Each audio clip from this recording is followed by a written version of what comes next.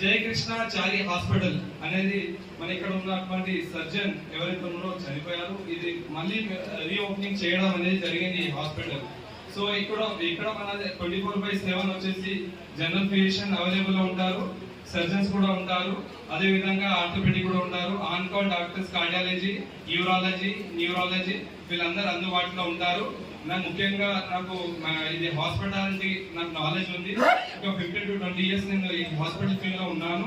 అదే విధంగా నేను ఏది ఉన్నా కానీ మన సేవా భావాన్ని మైనపల్లి రోహిత్ ఏదైతే చేశారో ఆ దృష్టిలో పెట్టుకొని నేను ఖచ్చితంగా ప్రతి ఒక్కరికి నేను వాళ్ళకు అనుకూలంగా నేను సేవ చేస్తానని ప్రతి ఒక్కరికి నేను తెలియజేస్తున్నాను.